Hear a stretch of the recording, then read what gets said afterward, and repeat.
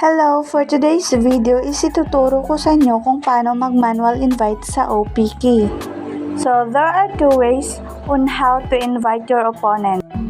Unang paraan ng pag-invite ng iyong opponent.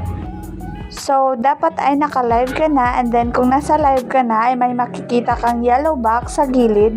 Yan ang unang-una mong i-click. After that, mapupunta ka dito kung saan makikita mo ang PK. So, pag nakita mo na ang PK, is-tap mo lang yan. And then, mapupunta ka dito. So, i-check muna natin yung time. So, punta lang tayo sa settings. After nyo pagkapindot ng settings, ito ang lalabas. First, you need to check if naka 1 versus 1 PK ito. And second is, dapat naka single round PK. And the third one is yung time. Is dapat naka 15 minutes. If ever na hindi 15 minutes yung nakalagay dyan, so isiset mo lang yung minutes. So, itap mo lang yung arrow dyan. And then, mapupunta ka dito. Dito, hanapin mo lang yung 15 minutes. And then, after you find 15 minutes is i-confirm mo na yan.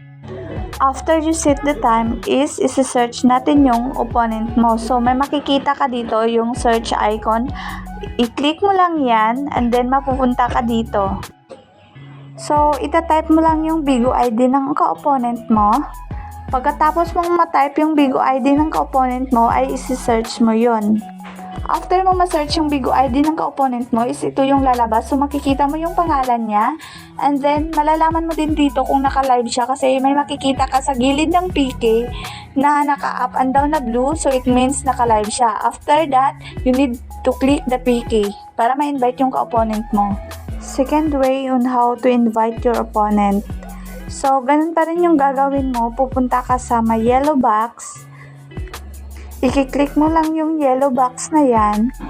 And again, mapupunta ka dito. So, ang hahanapin mo dito is yung line. So, ayan yung line.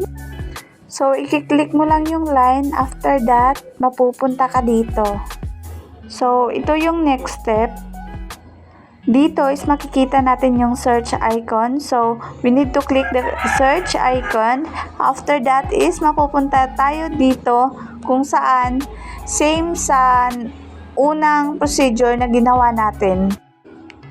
Again, isi-search natin yung Bigo ID ng ka-opponent natin and after ma-search natin, ito din yung lalabas. Same sa unang ginawa nating way sa pag-invite ng opponent natin. Pero ang kaibahan nito is invite yung nakalagay dito. Hindi katulad nung sa PK kasi PK yung nakalagay. And then sa line is invite yung nakalagay. So, i-click lang natin yung invite. After that, ganito yung pag-set ng time. Sa puntong ito is nakalay na kayo. So, ang kulang na lang is isi-set nyo yung time ng 15 minutes. So, you need to click the start PK. After you click the start PK, is ito yung lalabas. And make sure, dapat naka-single round PK ito. And second, yung time, dapat 15 minutes. At kung hindi man nakalagay dyan 15 minutes, you need to set your time na dapat 15 minutes. After all, you need to click the start PK para magsimula na yung laban.